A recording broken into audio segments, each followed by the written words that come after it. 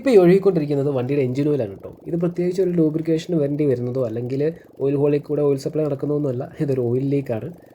കുറേ നേരം ഇരുന്നിട്ടാണ് ഈ ഓയിൽ ലീക്ക് കണ്ടുപിടിച്ചത്. കാരണം വേറെ ഒന്നുമല്ല, ഒരു രീതിയിലും ഒരു തരത്തിലും ഓയിൽ വരണ്ടാത്തൊരു സ്ഥലത്തൂടെയാണ് ഓയിൽ ലീക്ക് ആയിക്കൊണ്ടിരിക്കുന്നത്. അതുകൊണ്ട് തന്നെ കുറേ നേരം എടുത്ത് കണ്ടുപിടിക്കാൻ. എന്തായാലും ഇതിന് കാരണം എന്താണെന്ന് അറിയണ്ടേ, പറഞ്ഞുതരാം. ഇപ്പോൾ ഈ കാണുന്ന ആൾട്ടോയ്ക്കാണ് കേട്ടോ ഈ കംപ്ലയിൻ്റ് ഉള്ളത്. ഓയിൽ ലീക്കിന് വേണ്ടി കുറേ പണിതാണ്, ഇപ്പോഴാണ് കണ്ടുപിടിച്ചത്. അപ്പം ഹെഡിൻ്റെ സൈഡിൽ കൂടെയാണ്. അപ്പോൾ ഹെഡ് നമ്മൾ അഴിച്ചിട്ടുണ്ട്. എന്താണെന്ന് കാണിച്ചു തരാം.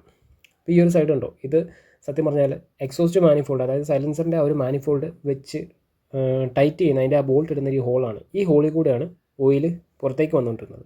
എന്തുകൊണ്ടാണെന്നറിയോ, ഈ ഹോളിൻ്റെ ആ ഒരു ത്രെഡ് പോയിട്ട് ഉണ്ടാവണം. അതുകൊണ്ടായിരിക്കും, ത്രെഡ് പോയിട്ടാവണം. അവർ ത്രെഡ് വെട്ടിയതോ അല്ലെങ്കിൽ വേറെ ബോൾട്ട് ത്രെഡ് പോയിട്ട് വേറെ ബോൾട്ട് ഇടിച്ച് കയറ്റിയതോ ആയിരിക്കണം. അത് ഹെഡിൻ്റെ ആ ഒരു സൈഡ് പൊട്ടിച്ച് ഡയറക്റ്റ് ഹെഡിനകത്തേക്ക് കയറി വന്നിട്ടുണ്ട്. കണ്ടോ, 2 ഹോൾസിലും ഇതുപോലെ ഡയറക്റ്റ് ഹെഡിനകത്തേക്ക് വന്നേക്കാം. അപ്പോൾ ഹെഡിനകത്ത് ലൂബ്രിക്കേഷന് വേണ്ടി വരുന്ന ഓയിൽ ഡയറക്റ്റ് ഈ ഓയിൽ കൂടെ പുറത്തേക്ക് വരും. അപ്പോൾ അതാണ് കംപ്ലയിൻറ്റ്.